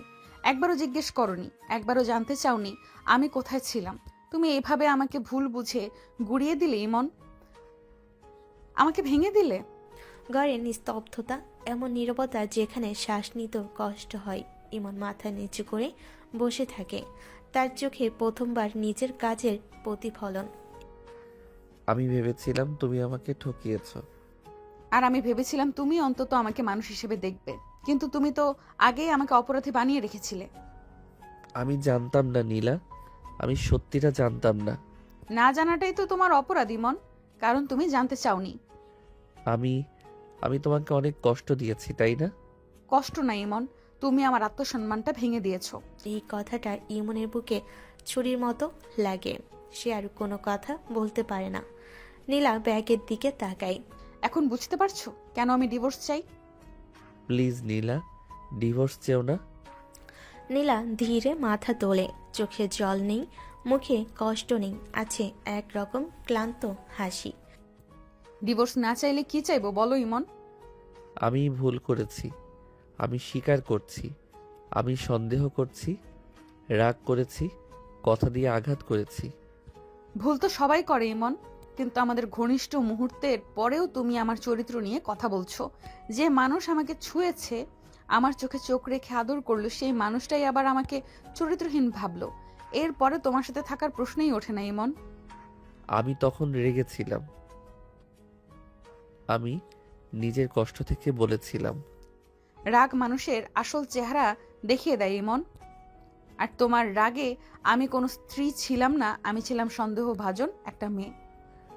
আমি তোমাকে ভালোবাসি নীলা। ভালোবাসা এমন হয় না ইমন, ভালোবাসা বিশ্বাস করে, ভালোবাসা অপমান করে না। আমি যদি আজও থেকে যাই, কাল আবার কোনো ভুল বুঝাবুঝিতে তুমি আমাকে ভাঙবে, আমি আর ভাঙতে চাই না। একটা সুযোগ, একটা শেষ সুযোগ দাও। আমি অনেক সুযোগ দিয়েছি ইমন, এবার নিজের জন্য একবার সঠিক সিদ্ধান্ত নিতে চাই। নীলা ধীরে উঠে দাঁড়ায়, তার চোখে আর জল নেই, যেন সবটা আগেই শুকিয়ে গেছে। ইমনের দিকে তাকেও সে আর আগের মতো কাঁপে না। চলে যাও ইমন। নীলা প্লিজ, একটু শোনো। না, আর কোনো কিছু শোনার নেই। একটা ভুল বোঝাবুঝি ছিল, আমি ঠিক করে নিতে চাই। ভুল বোঝাবুঝি নয় ইমন, এটা ছিল বিশ্বাস ভাঙা। যে মানুষ আমার চোখে চোখ রেখে আমার চরিত্র নিয়ে প্রশ্ন তুলতে পারে, তার কোনো ব্যাখ্যার দরকার হয় না। আমি বদলে যাব নীলা, আমি চেষ্টা করব। আমি আর কাউকে বদলানোর দায়িত্ব নিতে চাই না। নিজেকে বদলানোটাই, নিজেকে বাঁচানোটাই এখন আমার কাজ। ইমন এগিয়ে এসে হাত ধরতে চায়, নীলার সঙ্গে সঙ্গে হাত সরিয়ে নেয়। ছুবে না আমাকে, চলে যাও, আর আসবে না। তুমি আমাকে এভাবে বের করে দিচ্ছ? না, আমি নিজেকে রক্ষা করেছি, আমি তো তোমাকে হারাতে চাইনি। কিন্তু তুমি আমাকে হারানোর মতোই ব্যবহার করেছো। এই কথার পরে আর কিছু থাকে না। ইমন ধীরে দরজার দিকে হাঁটে। দরজার কাছে গিয়ে একবার পেছনে তাকায়। আমি যদি একদিন সত্যি বদলে যাই? তখনও দেরি হয়ে যাবে। দরজাটা বন্ধ হয়ে যায়। নীলা একা দাঁড়িয়ে থাকে, হাত কাঁপে না, চোখে জল নেই, কিন্তু বুকের ভেতর এক ধরনের শূন্যতা জমে আছে। সে নিজেকে বলে, সব ভালোবাসা ধরে রাখার নয়, কিছু ভালোবাসা ছেড়ে দিলেই বাঁচা যায়। রাত অনেক। বাড়ির দরজাটা ধীরে খুলে যায়। ইমন ভেতরে ঢুকে, চোখ লাল, মুখ ক্লান্ত, কাজ ঝুলে আছে। ইমনের মা সোফায় বসেছিলেন। ছেলের পায়ের শব্দে তাকিয়ে বলেন, কই ছিলি রাতে?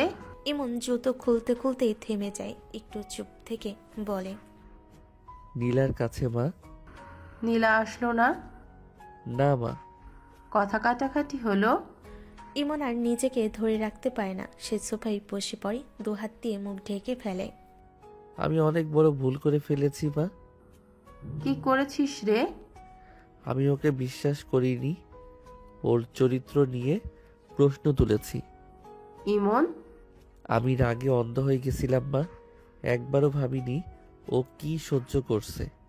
আজ বুঝেছি, যাকে সবচেয়ে বেশি ভালোবাসতাম আমি তাকেই সবচেয়ে বেশি আঘাত দিয়েছি। তুই তো জানতিস নীলা কেমন মেয়ে। জানতাম মা, তবুও সন্দেহ করেছি। ও আমাকে ক্ষমা করবে না মা? ভুল বুঝতে দেরি হলে ক্ষমা পাওয়া কঠিন হয়ে যায় রে। ও বলেছে চলে যেতে, আর কখনো না আসতে। নীলা অনেক কষ্ট পেয়েছে রে। জানি মা, আজ প্রথমবার মনে হচ্ছে আমি সত্যি ওকে হারিয়ে ফেলেছি। ঘরে নীরবতা নেমে আসে। একজন মা নিজের ছেলের ভুলের ভার বয়ে বেড়াচ্ছেন, আর একজন ছেলে জীবনের সবচেয়ে বড় অনুশোচনা নিয়ে বসে আছে। মা ধীরে বলেন, সব ভুলেরই শাস্তি আছে ইমন। তোর শাস্তি হলো আজ তুই বুঝছিস, কিন্তু দেরি হয়ে গেছে। যদি সময়টা একটু আগে ফিরিয়ে নিতে পারতাম। কয়েকটা দিন কেটে গেছে। এই কদিনে ইমন ঠিকমতো ঘুমায়নি, খায়নি। বাড়িটা যেন হঠাৎ অনেক বড় হয়ে গেছে, আর সে একা। সকালে কলিং বেলের শব্দে ইমন চমকে ওঠে। পোস্টম্যান খামটা এগিয়ে দেন। ইমন খামটা হাতে নিয়ে বুঝে যায়, হাত কাঁপতে থাকে। খামের উপর লেখা ডিভোর্স নোটিশ। ইমন ধীরে ধীরে খাম খুলে পড়ে। একটা শব্দ যেন বুকের ভেতর আঘাত করে। না নীলা, এটা তুমি করতে পারো না। আমি তো ক্ষমা চেয়েছিলাম, আমি তো বুঝে গেছিলাম। সে হঠাৎ কাগজটা ছুঁড়ে ফেলে দেয়। দুহাতে মাথা চেপে ধরে। তার অনেক কষ্ট হচ্ছে। আমি অনেক দেরি করে ফেলেছি। ঘরের ভেতর শুধু তার কান্নার শব্দ। বিকেলের দিকে ইমন হঠাৎ উঠে দাঁড়ায়, চোখে একরাশ জেদার ভয়। না, এভাবে শেষ হতে পারে না। সে গাড়ির চাবি নেই। মাকে কিছু না বলে বের হয়ে যায়। রাস্তা ফাঁকা, আকাশে কালো মেঘ জমেছে। গাড়ি চালাতে চালাতে ইমনের চোখ ঝাপসা হয়ে আসে। মনে শুধু একটাই মুখ, নীলা। একবার কথা বলবো, শেষবারের মতো। হঠাৎ সামনে একটা ট্রাক ব্রেক কষে। ইমন চমকে ওঠে। নীলা। একটা বিকট শব্দ, সবকিছু এলোমেলো হয়ে যায়। গাড়ি ঘুরে গিয়ে রাস্তার পাশে আশ্রয় পড়ে। চারপাশে মানুষ জড়ো হয়। কেউ চিৎকার করে বলে, দ্রুত অ্যাম্বুলেন্স ডাকুন। ইমন অবচেতন হয়ে পড়ে থাকে। হাতে এখনো ভাঁজ করা ডিভোর্সের কাগজ। একই সময় নীলার ঘরে। নীলা জানলার পাশে দাঁড়িয়ে ছিল। হঠাৎ তার বুক কেঁপে ওঠে। কেউ জানে না, হঠাৎ অস্থির লাগে। কেন এমন লাগছে? ফোনটা হাতে নেই।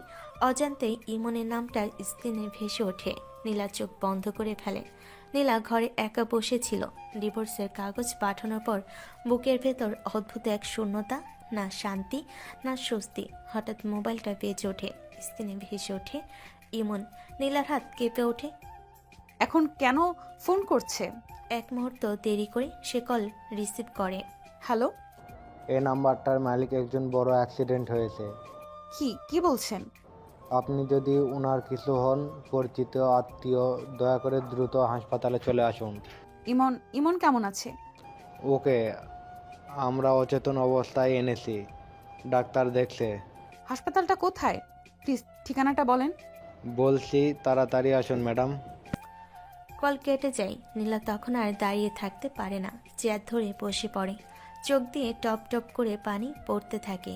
হে আল্লাহ, আমি তো চাইনি এমন কিছু হোক। তার মাথার ভেতর ভেসে ওঠে ইমনের রাগি মুখ ভাঙ্গা অসহায়। নীলা তাড়াতাড়ি উঠে দাঁড়ায়, হাত কাঁপলেও সে ব্যাগ নেয়। যাই হোক, আমি যাব। তুমি যত খারাপই করো ইমন, আমি তোমার এমন পরিণতি চাইনি। চোখ মুছে সে বেরিয়ে পড়ে। রাস্তায় ছুটতে ছুটতে নীলার মনে শুধু একটাই ভয়, দেরি হয়ে যাবে না তো। আকাশে তখন ভারী মেঘ, হাওয়ার অশান্তির গন্ধ, আর কোথাও একটা হাসপাতালের বেডে ইমন লড়ছে জীবন আর মৃত্যুর মাঝখানে। হাসপাতালের সামনে গাড়ি থামতে নীলা প্রায় দৌড়ে নেমে পড়ে। চোখে জল, শ্বাস এলোমেলো, পা কাঁপছে, তবু সে ছুটে ঢোকে ভেতরে। চারপাশে সাদা দেওয়াল, দৌড়াদৌড়ি, স্ট্রেচার, চিৎকার। নীলার বুক ধরপড় করতে থাকে। এক্সকিউজ মি, একটা অ্যাক্সিডেন্টের পেশেন্ট এসেছে। ইমন, ইমন নামের একজন। নামটা নিশ্চিত জানি না ম্যাডাম। আজ সন্ধ্যায় একজন অ্যাক্সিডেন্ট কেস ভর্তি হয়েছে। ও কেমন আছে প্লিজ বলুন, ও কেমন আছে? অবস্থা খুব খারাপ, বাঁচবে কি না এখনই বলা যাচ্ছে না। এই কথাটুকু যথেষ্ট। নীলার হাত থেকে ব্যাগটা পড়ে যায়, আর সে মেঝেতে দাঁড়িয়ে থাকতে পারে না, মেঝেতে বসে পড়ে। না, এইভাবে না, আমি তো চাইনি, আমি শুধু দূরে যেতে চেয়েছিলাম। তার মাথার ভেতর ভেসে ওঠে সব স্মৃতি, রাগ, অপমান, তর্ক, কান্না, আর শেষে সেই ভাঙা চোখে বলা কথা, চলে যাও, আর আসবে না। নীলা দুহাত দিয়ে মুখ ঢেকে ফেলে। তার এখন নিজেকেই অপরাধী মনে হচ্ছে। হে আল্লাহ, ওর কিছু হলে আমি নিজেকে ক্ষমা করতে পারবো না। একজন নার্স পাশ দিয়ে হেঁটে যায়। নীলা হঠাৎ তার হাত ধরে, প্লিজ, আমি ওর স্ত্রী, একবার দেখতে দিন। আপনি আত্মীয়? হ্যাঁ, আমি ওর মানুষ। ডাক্তার এখনো অপারেশন থিয়েটারে, আপনাকে অপেক্ষা করতে হবে। ইমন, যদি কিছু বলতে বাকি থাকে তুমি বেঁচে থাকো প্লিজ। হাসপাতালের করিডোরে নীরবতা, কেউ শুধু দৌড়ে যাওয়া, স্ট্রেচার, ডাক্তারদের তাড়াহুড়ো। হঠাৎ এক দরজা খুলে ইমনের মা ছুটে বের হয়ে আসে, চোখে পানি, ঠোঁট কাঁপছে।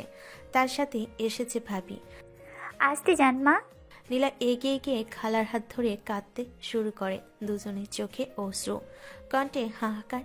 নীলা চিৎকার করে কাঁদতে কাঁদতে বলে, খালা, খালা, ইমন, ইমন কি হবে? ইমনের মা দুহাত নীলার কাঁধে রাখে, নিরস চোখে কষ্ট আর দুঃখে ভরা। নীলা, শান্ত হও, কান্না থামাও, ও বেঁচে থাকবে, ডাক্তাররা সব ঠিক করবে। না খালা, আমি চাই না ওর কিছু হোক।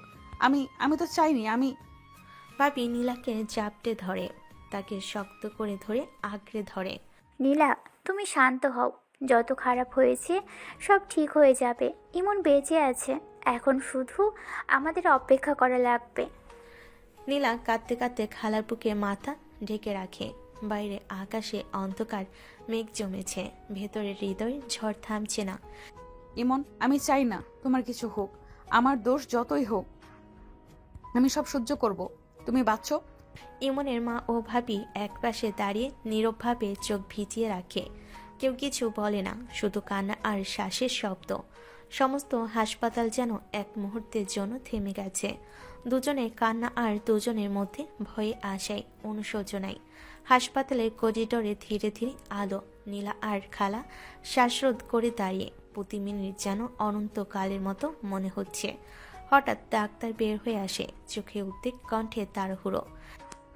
আপনাদের রোগীর অবস্থা খুব খারাপ, রক্ত লাগবে, দ্রুত ব্যবস্থা নিতে হবে। নীলা এক মুহূর্ত স্থবির হয়ে দাঁড়ায়, তার চোখে ঝলসানো ভয়, কিন্তু মুখে দৃঢ়তার ছাপ। আমার রক্ত নিন, আমি দিব। আমি চাই ওকে বাঁচাতে। না, আগে টেস্ট করতে হবে, রক্তের গ্রুপ মেলানো লাগবে। নীলার ঠোঁট কোনা কেঁপে যায়, কিন্তু কোনো ভয় প্রকাশ করে না। নীলা পাশে দাঁড়িয়ে নার্স স্টেপ শুরু করে। আপনি শিথিল হয়ে বসুন, চাপ দিবেন না, হাত রাখতে হবে স্থির। নীলা হাত বের করে দেন। নার্স সুচ নিয়ে রক্ত টেস্ট করে, হাত কেঁপে, চোখে অশ্রু, কিন্তু মনে মনে শুধু একটাই ভয়, ইমন বাঁচুক। কিছুক্ষণ পর টেস্ট রিপোর্ট আসে। ঠিক আছে, রক্ত মিলেছে, দয়া করে রোগীকে সাহায্য করার জন্য রেডি হন। ঠিক আছে। নার্স রক্ত নেওয়ার ব্যবস্থা করে। নীলা স্বেচ্ছায় বিছানায় বসে, হাত পেতে দেয়। প্রতি মুহূর্ত যেন নতুন জীবন নিয়ে আসে। রক্তের মধ্যে প্রবাহিত হচ্ছে নীলার ভালোবাসা, সাহস, অশ্রু আর প্রত্যয়। নীলার চোখে ভরা অশ্রু, কিন্তু মন শান্ত। মনে মনে সে ভাবছে, ওকে বাঁচানোর জন্য সব করতে পারবো। হাসপাতালের ওয়ার্ডে রক্তের ক্যাথেটার সংযুক্ত। নীলা হাত ধরে বসে আছে, চোখের কোণে অশ্রু থেমে থেমে পড়ছে। সব ঠিকঠাক চলছে, এখন শুধু অপেক্ষা করতে হবে। ইমন, আশা করি তুমি বাঁচবে। আমার রক্ত তোমার জন্য, আমার ভালোবাসার শক্তি যেন তোমার মধ্যে প্রবাহিত হয়। রাত পেরিয়ে যায়, দিনের আলো আসতেই ডাক্তার আসে। রোগীর জ্ঞান আসতে শুরু করেছে, এখন ধীরে ধীরে শ্বাস নেবে, চোখ খুলবে। নীলা কেঁপে ওঠে, তার চোখে উচ্ছ্বাস, মুখে হাসির ছাপ, কিন্তু একদিকে ক্লান্তি, ক্ষুধা আর ঘুমের ওষুধের অভাব। নীলামা, কিছু খেয়ে নে। খাবো খালা, ওর জ্ঞান ফিরুক। হঠাৎ ইমন চোখ খুলে তাকায়। দুপুরের আলোয় তার চোখে প্রথমবারের মতো দেখা যায় অশ্রু, অসহায়তা আর অবিশ্বাসের ছাপ। নীলা, তুমি? হ্যাঁ ইমন, আমি এখানে, সব ঠিক হয়ে যাবে। তুমি ঠিক আছো? ইমনের মা চোখে জল ধরে রাখে, শুধু দাঁড়িয়ে আছে, মনে মনে ভেবেছে নীলা ছাড়া কেউ এত সাহসী হতে পারতো না। ইমন চোখ ধীরে ধীরে মুছে নীলার দিকে তাকায়, তার ভিতরে কৃতজ্ঞতা আর অবিশ্বাসের মিশ্রণ। এবার আর কিছু হবে না, তুমি ভালো থাকবে ইমন। হাসপাতালে নীরবতা ভাঙছে ধীরে ধীরে, শুধু নীলা, ইমন আর মা একপাশে দাঁড়িয়ে একে অপরের দিকে তাকিয়ে। সপ্তাহ পেরিয়ে গেছে, হাসপাতালের সেই ভয়াবহ রাত এখন স্মৃতির ছায়া হয়ে গেছে। ইমন সুস্থ হয়ে বাড়ি ফিরে এসেছে। দুজনের চোখে প্রথম মিলন, কথার নয়, শুধু চোখের ভাষা। নীলার চোখে আশার অশ্রু, হালকা হাসি, ইমনের চোখে লুকানো কৃতজ্ঞতা আর ভালোবাসা। তুমি আমাকে ছেড়ে যাবে না তো নীলা? নীলা মুহূর্ত থমকে যায়, তার চোখে জল জ্বলে অনুভূতি, হৃদয় যেন কাঁপছে। হালকা হাসি, মুখে কণ্ঠে স্থিরতা। না, কখনো না ইমন, আমি তোমাকে কখনো ছেড়ে যাব না। ইমন ধীরে ধীরে নীলার দিকে এগিয়ে আসে, তার হাত নীলার হাতে স্পর্শ করে, হৃদয়ের কাছে নিয়ে আসে। আমি বুঝতে পারি সব কষ্ট, সব রাগ, সব ভুল বোঝাবুঝি, সব ভুলে গিয়ে এখন শুধু চাই তোমার কাছে থাকতে। আমিও তোমার পাশে থাকতে চাই, সবকিছু ভুলে শুধু আমরা একসাথে। দুজনের হাত মিলেছে, মুহূর্তটা যেন থেমে গেছে। বাইরের সূর্য কিরণ আলোর মতো ধীরে ধীরে ঘরে ঢুকছে, দুজনের হৃদয় মিলেমিশে এক হয়ে গেছে। ভালো লাগছে তোমার কাছে ফিরে আসতে পেরে। আমিও। তুমি সব সময় থাকো ইমন, আমরা আর কখনো দূরে থাকবো না। দুজনের চোখে আর কোনো ভয় নেই, আর কোনো অনিশ্চয়তা নেই, শুধু শান্তি, ভালোবাসা এবং নতুন জীবনের প্রথম মুহূর্ত। ইমন ধীরে ধীরে নীলার ঠোঁটে কিস করে, নীলাও তার ভালোবাসায় সাড়া দিতে থাকে। দুজনেই যেন অনেক দিনের হারানো ভালোবাসা ফিরে পেয়েছে। আজ দুজনের অনেক খুশি, ভালোবাসায় পরিপূর্ণ।